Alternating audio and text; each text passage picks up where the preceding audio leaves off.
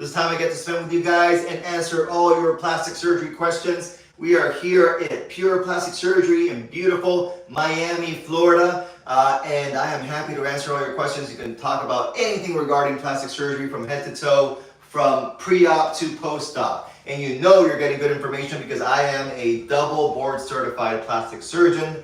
I am Ivy League educated, Duke trained. I've been around for over 12 years, over 5,000 procedures under my belt.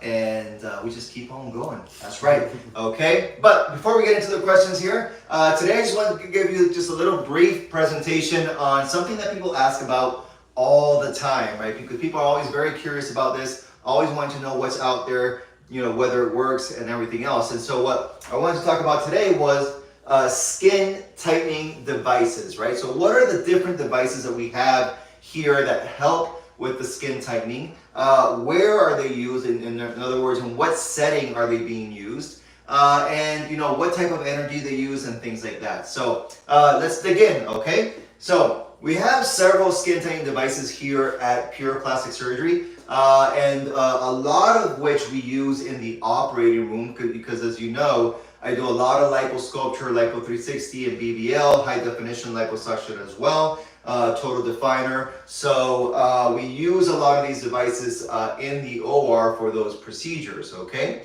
And then of course we have one that we can use also in the clinic setting, which is done just under local, all right? So let's start with the OR devices. So the first one is not like specifically only for skin tightening, but it does help with skin tightening. So I think it's worth mentioning here. It's actually one of my favorite devices. Like ever since we started using this, I've seen our results just get so much better. And so I think it works really, really, really well. And that is the Vaser, okay? Now take note here. It's a Vaser, it's with a V, right? It's not a laser, it's not with an L. It's a Vaser with a V, okay? That's the name they gave it to you, they gave to the device. But the reason is that the energy that it uses is ultrasound energy, okay? So it's not a laser, it doesn't use laser energy. It uses ultrasound energy, okay? And so what it does is that it uses these like very, very, very fine and strong vibrations, creating that ultrasound energy. And what the ultrasound energy does is that it knocks off the fat cells from the surrounding tissues. The technical term for this is emulsify. So it emulsifies the fat cells, and so the fat cells are knocked off from the surrounding tissues, and therefore I can then remove the fat cells more easily, and so I can remove more fat with less bleeding and less inflammation, all right? And so that is a huge advantage. But on top of that, because this ultrasound energy does also impart, of course, the energy and some heat, it also does help with the skin as well. And so it also provides better skin retraction than doing just, you know, power assisted liposuction alone, okay? So the Vaser uses ultrasound energy. It helps emulsify fat so you can remove more fat with less bleeding, less inflammation, and better skin retraction. Because of all those qualities, I use this with 100% of all my liposuction, liposculpture cases and BBLs, okay? And so it is it's already part of the procedure there, okay? Because I think it works so well, I use it on everybody, and it's not really like an optional thing. I think we just gotta use it on everybody, okay? So I use it for all my patients, all right? All right, but what if I feel like for any particular patient, the Vaser is not gonna be enough, okay? What if we need to add something a little bit extra? Well, in that case, we're gonna add something that is, you know, basically solely intended for skin tightening, okay? And we have, you know, two possible devices here, okay? One of them is the one that I've been using for many, many years, which is the BodyTite, okay? From the company called InMode. And so the BodyTite is a device that we can use that uses a different type of energy, and this type of energy is called RF, or radio frequency type energy, okay? So it's a different type of energy than the Vaser. The Vaser uses ultrasound, this uses RF, or radio frequency type energy, okay? The BodyTite works well, especially in smaller areas. So I think it works well, like, for example, in the arms, the thighs, and the chin. When we use it in the chin, we call it FaceTite, but it's basically the same machine, okay? So it's the same machine there. I think it works really well for that chin. I think pretty much all chin lipo cases should have FaceTite with it. I barely, if any, at any time do now any sort of chin lipo without the FaceTite. So the FaceTite is really, really great, okay? And you want to add that to your chin lipo so that you can get better skin retraction after you remove the excess fat with the chin liposuction, okay? It's a very, very good device. It does have some feedback mechanisms which show you just what the temperature is on the patient, on the superficially on the skin and just underneath the skin. It is done in the operating room though, okay, like all of these devices, because these are all devices that have at least one portion of the device going underneath the skin, right? So you can call it minimally invasive, but there's still that invasive portion of it, right? So it is minimally invasive, but it's still invasive, right? It's not non-invasive, okay? As opposed to the Morpheus, which is non-invasive, okay? So that's a good device, especially in smaller areas, arms, thighs, especially chin, okay? And then next, what's really coming out, it's been around for a while, but they're coming out with a new device very, very soon, and we're super excited about this, is what the J Plasma. You've probably heard the term either J Plasma or Renuvion. So the name of the company is Renuvion, the device is the J Plasma, okay? And this also uses RF energy, but it's combined with the helium gas, okay? And so you have the RF energy combined with the helium gas, and what makes this really cool is that it is, boom, super fast, super efficient. So this works great for large areas like the abdomen or the back, okay? So if you need some additional skin tightening to a large area like the abdomen, which is probably the most common, or the back for our weight loss patients, then the J Plasma becomes a great tool to add there if you're still kind of in that moderate skin laxity realm, okay? So say for example you've had one pregnancy. So you had one pregnancy, you bounce back okay, you still have some skin laxity and some stretch marks due to the pregnancy. You feel though, and we feel together after examining you and everything else, that I feel like maybe this is going to do well, and you don't necessarily need that tummy tuck, and so therefore this becomes an option, okay? Again, all BodyTite, J Plasma, all of these are good options for kind of mild to moderate skin laxity, okay? If you have severe skin laxity, you're going to need a surgery. You're going to need a surgery that removes skin. I want to be clear about that, okay? None of these are for severe skin laxity, okay? Okay, if you have severe skin laxity, you need surgery, okay? Severe skin laxity in the belly needs a tummy tuck. Severe skin laxity in the arms needs an arm lift, etc., etc. Thighs, thigh lift, face and neck lift. I think you get the point, right? Okay. All right. So, but there are those patients now, and when we keep pushing the envelope, and this new device, I mean, I think it's going to be really, really awesome. And so I'm really looking forward to adding that to our repertoire here, so that we can then perhaps avoid the tummy tucks in certain patients that have that moderate, or that moderate plus skin laxity in the belly or in the back, either after pregnancy in the belly or weight loss can be belly or back. Okay? All right. And then what about in the clinic setting? So what about, say you've done all this and you just have this one area that just needs a little bit more of an extra push, right?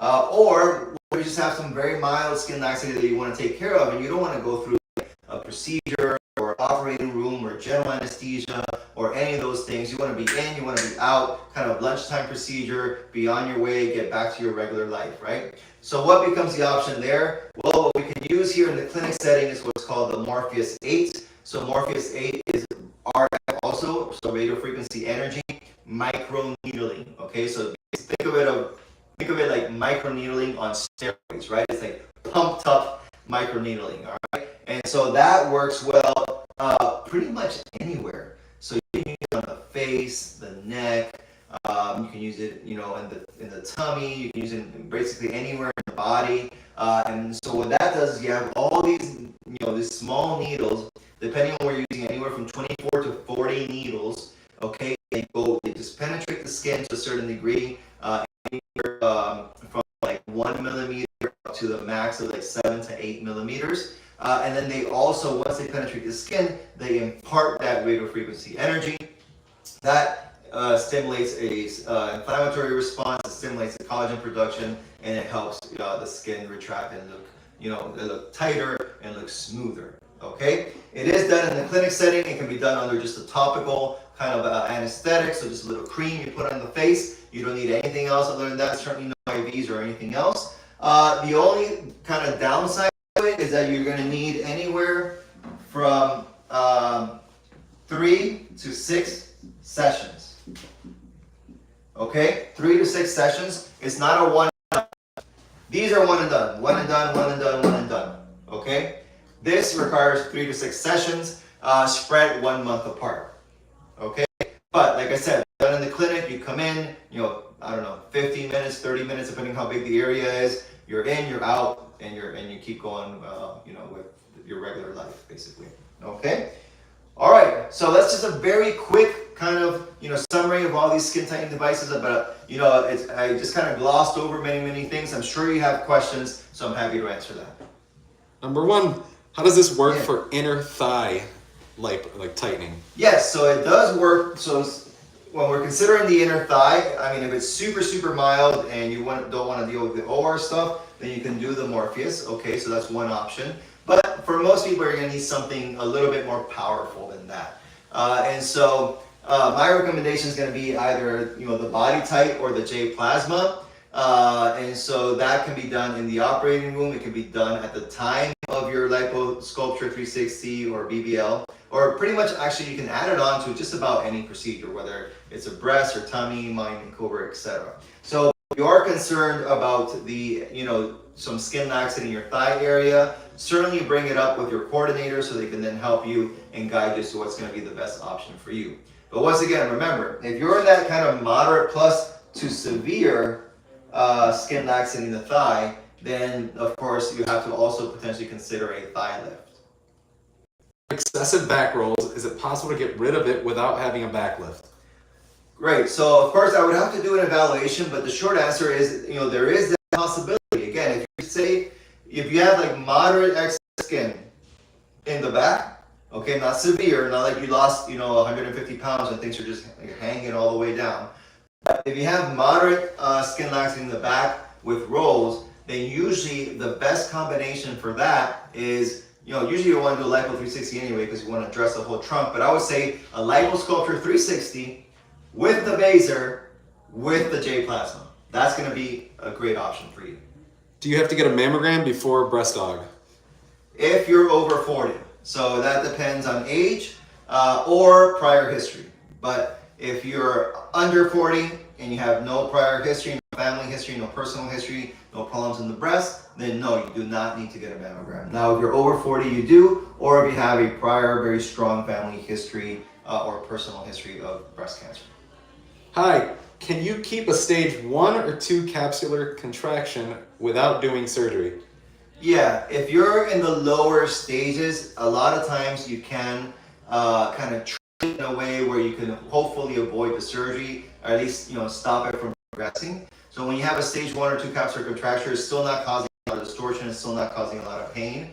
And so typically the first line treatment for that is an oral medication that you can use, okay? And you can try that. I would try it for at least 3 months. Okay, it's called Singular. Some of you may be saying, "Whoa, Singular, isn't that for like the lungs or asthma?" It is, but we found in our world, in our plastic surgery world, that the Singular helps try to prevent capsular contracture from getting any worse, and sometimes actually makes it get better and softer. So yes, the Singular for 3 months, and of course massage. You got to massage twice a day. Be super consistent every single day, really massaging that breast to prevent any further capsular contraction. All right, we got a 2-part question. All right, part 1. Do you have openings early 2026? Oh yeah. But January is filling up like, it's like hotcakes, boom, boom, boom, boom, boom. So, I mean, if you're talking early January, man, you got to book now, because I think, like, I don't know, in the next couple of weeks, January's going to be booked up. All right, but February's always there too. So part 2 of that question was, are all procedures done in office or in the hospital? So all my procedures are done here in the office. So we're at Pure Plastic Surgery. We have what's called a office-based surgery center, okay? Having said that, we have the highest safety level and certification that an office-based surgery center can get. Very few people have this in South Florida or Florida at all, and that's by the Joint Commission, or JCO. So these are the same people that are certifying the ORs at major hospitals, right? And so they are the ones that certify us here at Pure Plastic Surgery. Can I do chin lipo with local anesthesia? Yeah, you can. I mean, I don't know that I always recommend it. It depends on your evaluation and really how much work needs to be done. Because, you know, if you have a fairly heavy neck or you need a lot of skin tightening, it's just not comfortable to do it under local anesthetic.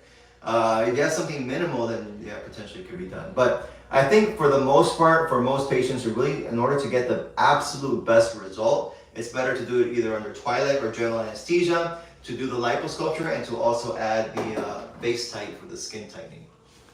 What is used for pain management, and is it the same for the procedures that you listed there? Yeah, so the pain management doesn't really change whether you're using any of these devices or not. And so what do we use here? So typically we give our patients pain medication called Percocet, and they'll have that for the first few days. And then after that, they usually switch to ibuprofen. All right, let's see if you know the answer to this question. Uh-oh. What doc would you recommend that does the same good job like you? Oof.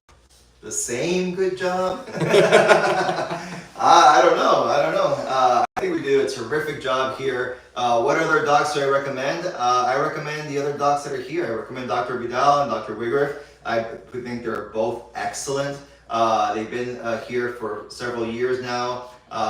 You know, they've been also trained in many of my techniques. And they also, they do some things that I don't do. So for example, Dr. Wigriff will do the drainless tummy tuck.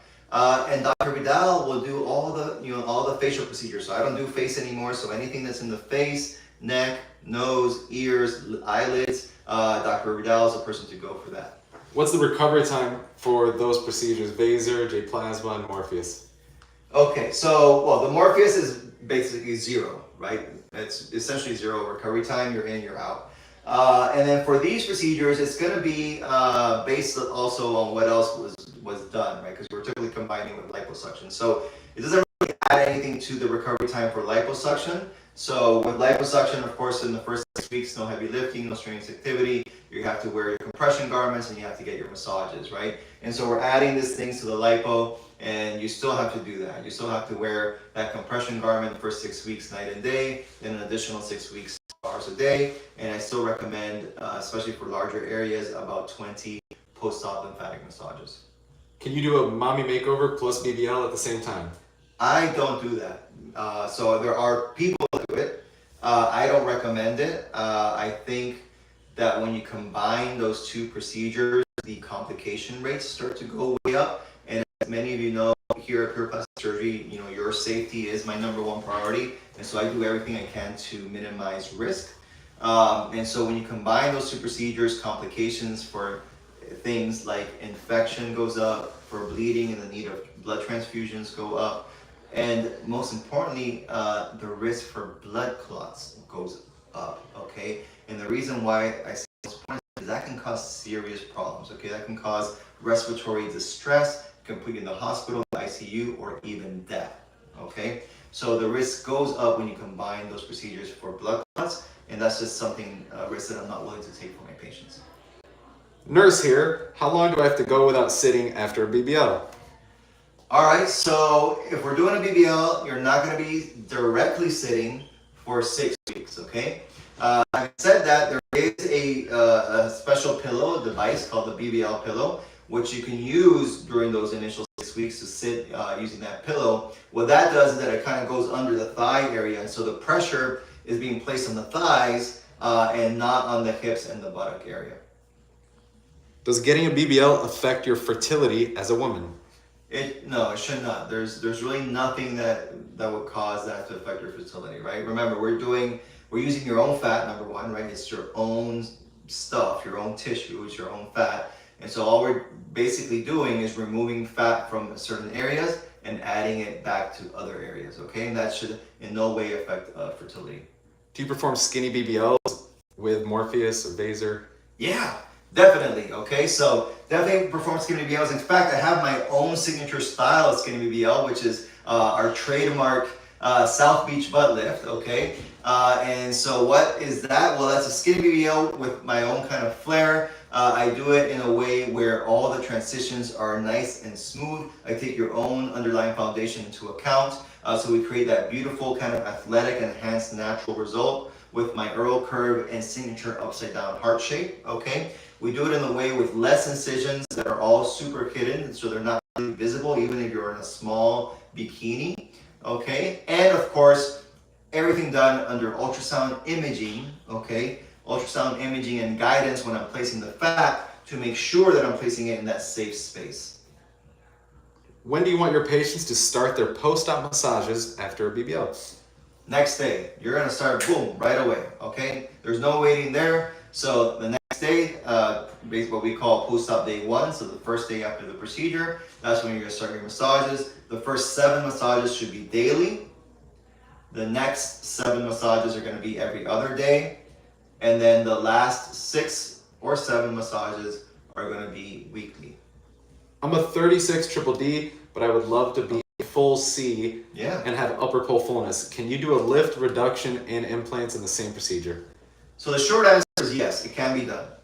Now, the more complex answer is, okay, well, I'll have to do an evaluation, get some measurements and really look at what your goals are, okay? Because, of course, essentially by definition, you can reduce more without adding an implant, right? So because you do a reduction, but then once you add an implant, you're adding volume back.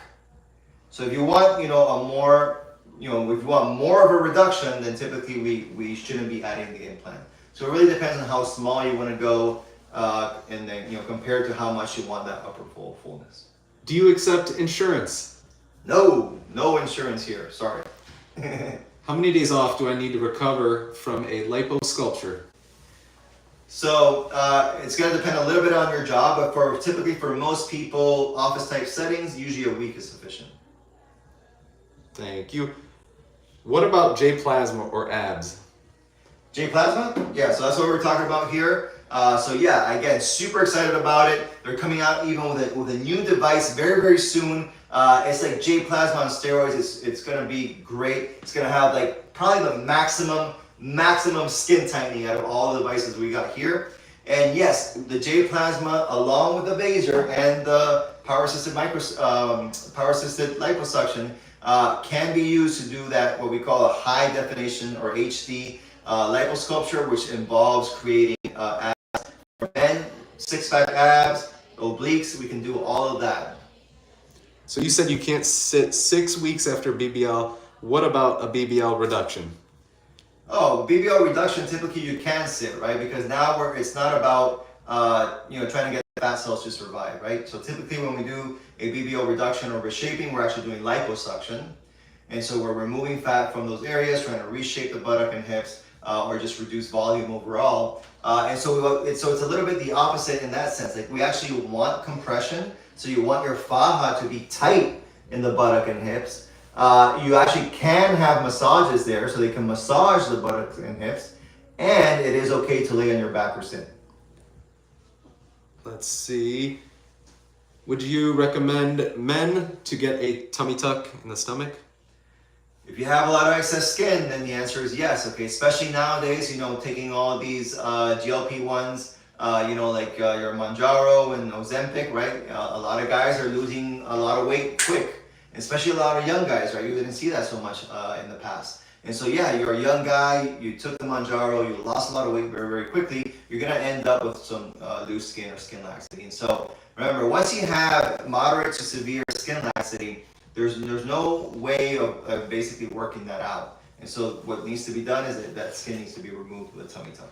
Would having PCOS or blood pressure be an issue for a BBL? Would you recommend losing weight first? Well, those are basically three different questions, right? So if you have PCOS and everything's well controlled, it's typically not an issue. So that's usually okay. Again, with the blood pressure also, like if your blood pressure is controlled, you're being monitored by your primary care doctor, you're on your medications, then that's okay too. However, if your blood pressure is very volatile and out of control, then that needs to be, taken care of before surgery. And the last one, yes, BMI is an issue. So my max BMI is 30. So whether you have to lose weight, it's gonna depend on what your BMI is, right? So if your BMI is above 30, then yes, I'm gonna recommend that you lose weight. Do you recommend the tape method with plasma? How long after surgery is it safe to tape? So tape method, I'm actually okay with it, but not immediately. Okay, because we got to protect the skin. The skin just went through a lot, right? It went through this big surgery, it went through liposuction, it went through potentially the J plasma, right? And so we got to protect the skin a little bit in the first week or two. But certainly starting at 2 weeks post-op, once the skin's looking good, it's recovered, then you can start with the tape method. Can you do a thigh lift and BBL at the same time? No, I don't like to combine those procedures again. So I don't like to combine a procedure that's like a big kind of surgical or cutting procedure with liposculpture and fat transfer, okay? So I would separate those procedures out. So you can do it in either order, but you can do your BBL first and then come back 3 months later and have your thigh lift. Can you briefly explain what is the rib remodel? Yes, certainly. Okay, so we're very excited about that. That's coming up very, very soon. So the rib remodel is when we're basically reshaping the ribs, okay, to bring them in so that we can have a smaller waist, okay? The first thing I want to point out is that rib remodel is not rib resection, okay? We're not removing ribs, we're not removing pieces of ribs, we're not removing anything, okay? So what we are doing is creating a controlled green stick fracture of the lower, what we call the floating ribs, 10, 11, and 12, okay? So say, the rib say the rib kind of looks like this, creating a wide rib cage. What we're doing is creating a fracture only in the outer cortex and the top part of the rib, and then we are able to bring the rib in like this, okay? And then you have to wear a corset for 3 months to set the rib in the new position, and then it solidifies in its new position, and then that's able to create, it reduces the circumference of the waist, meaning it makes the waist smaller. I'm 24 years old, 5'4". What would be the perfect or ideal weight before the BBL? So 24 years old, you're 5'4", what is the ideal weight? So take a BMI calculator and calculate what would get you to a BMI of about 24, 25. That's typically one of the most ideal BMIs for a BBL. I'm 9 weeks post BBL surgery. They left me with a flat booty. How can I help myself to fix it? Okay, so you're 9 weeks, all right? So first thing is, let's try to do some things to see if we can get it to improve, okay, before thinking about, around 2. And so what I would say is, certainly feed the fat. I don't know, if you've lost any weight since the surgery, but if you did, you have to gain that weight back. I tell all my patients they got to feed the fat for the first 3 months, okay? You cannot lose absolutely any weight in the first 3 months. If you gain a couple pounds, great, but certainly don't go below your baseline. So I would say right now, start eating, okay? Start putting in some calories, start gaining a little bit of weight. Make sure you eat some healthy fats like avocado, eggs, red meat, salmon, okay? But if you need a little extra push, do a little bit of ice cream, a little bit of milkshakes or Ensure or Boost, okay? And see if that can help kind of, fluff things out. And then, reevaluate maybe at, somewhere between, some say about 4 months post-op and see how you're doing. Now, if you've done all that and at 4 months things are still looking pretty flat, then you may have to consider around 2.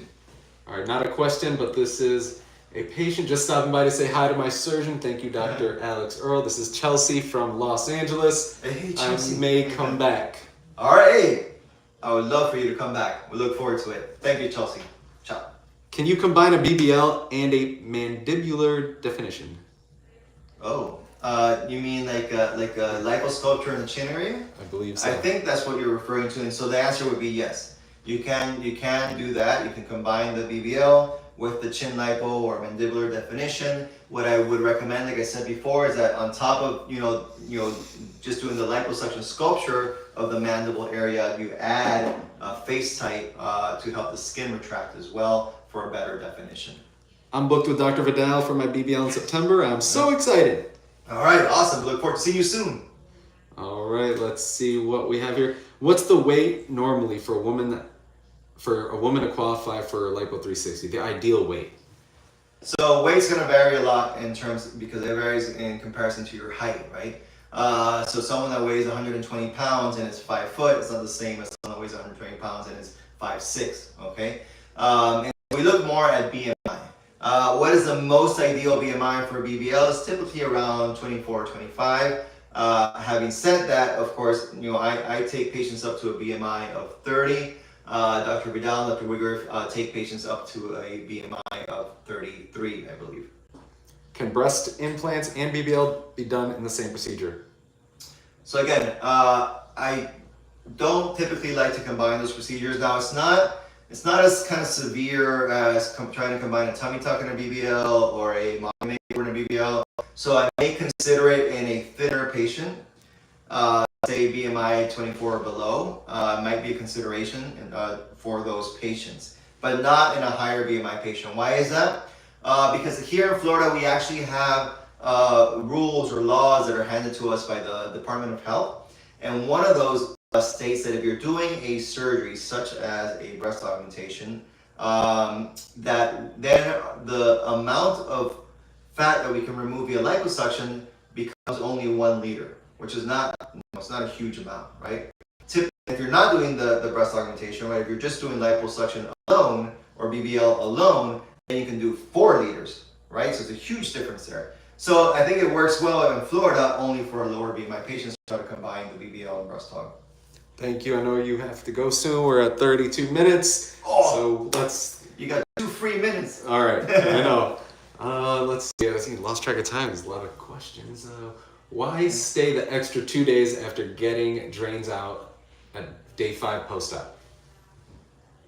So let's see. This depends also on the procedures and what type of drains and everything else. But okay, I use 1 drain for liposculpture and BBL. For those patients, the drain will come out on post-op day 5, and you don't have to stay any additional time. You can leave on post-op day 5. Now, you certainly can't leave before that, so you cannot leave earlier than post-op day 5, but you can leave at post-op day 5. And then for our tummy tucks, I use 2 drains. Usually, or for a lot of patients on post-op day 5, we can remove 1 drain, but certainly it's unusual that we'll be able to remove both. But you can still go back home after post-op day 5. It's just that you're going to be going home with the drain. And then, of course, don't worry about it too much. Like, we're just going to continue to monitor that drain. You don't need a special person at home, just someone that's willing to help you. And our staff here will walk them through how to remove the drain when it's ready. All right, one more question, and then I'll let you go. Okay. Can you do liposculpture with a tummy tuck? Right, so I don't like to combine those procedures. I think it increases the risk, okay, the risk of complications. So when you do liposculpture and tummy tuck, again, the risk for bleeding and needing blood transfusions goes up, risk for infection goes up, and more importantly, the risk for blood clots goes up significantly, which can be very dangerous. It can lead to hospital, ICU, or death. So I do not recommend combining the tummy tuck and the liposculpture 360. Thank you very much. Okay. All right, everybody. Well, I hope this was very, very helpful. We got a lot of great questions. I love that. Keep them coming from next week. We're always here around the same time. We try to do it around 4:30 p.m. on Wednesday, right? Hump Day with Dr. Alex Earl.